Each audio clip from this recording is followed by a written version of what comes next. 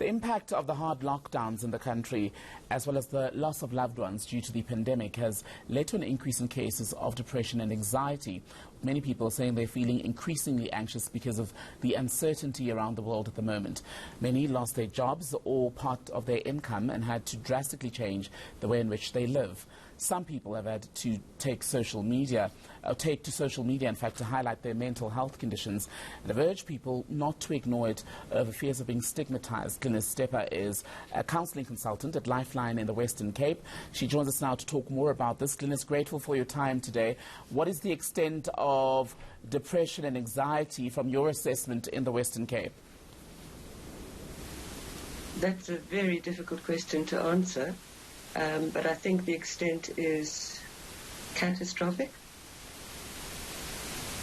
And I outlined some of the issues that people are battling with, from loss of income, isolation itself, not being able to see family and friends, the loss of loved ones as a result of the virus. Are those all the issues that you are seeing as well at LifeLine? Yes, I think the main issue is that we have been turned upside down.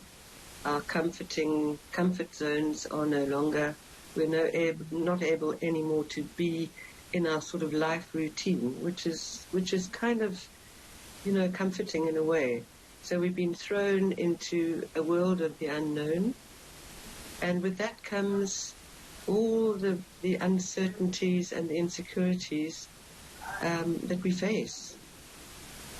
We don't know what tomorrow is going to bring. And how do we assist at a time when so many of us have been thrown off center, and a lot of us are battling to decide whether am I depressed or am I just dealing with sadness in the moment?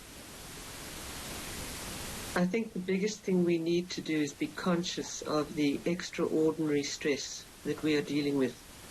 And maybe if I could just draw attention to our country, we have crime, we have corruption, and we have COVID.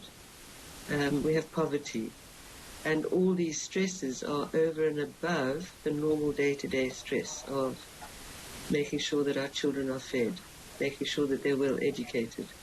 There seem to be so many obstacles in the way right now, and if people could just be aware that this is an abnormal stress, and maybe forgive themselves for feeling a little bit out of control, and of course to give us a ring and talk it through. Very important. And are more people putting in those calls to talk it through? Yes, they are. And when they do ring you, I'm curious about, because people often fear how the conversation is going to go. So if I call in, for example, and say, I think I may be depressed, I'm feeling incredibly anxious, what am I taken through by the person on the other end of the line?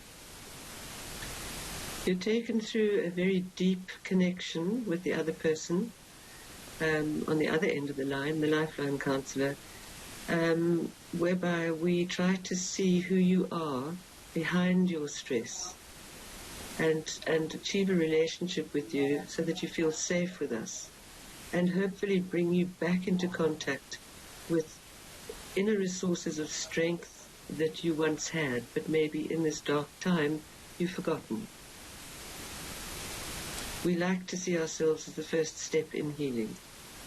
And some analysts or experts in your field, in fact, have said that we're not even seeing the full extent of the trauma, anxiety, depression from this lockdown period and the pandemic itself. And some are saying we're actually likely to see it manifest in people who perhaps are much younger now. Maybe in the next 10 years we'll begin to see a new generation of people who are still traumatized from the events of 2020, 2021. Do you agree? I do agree, and I would encourage everybody to start dealing with it now and don't wait until we get into the new normal. It needs to be addressed right now, and that's where LifeLine plays a big part.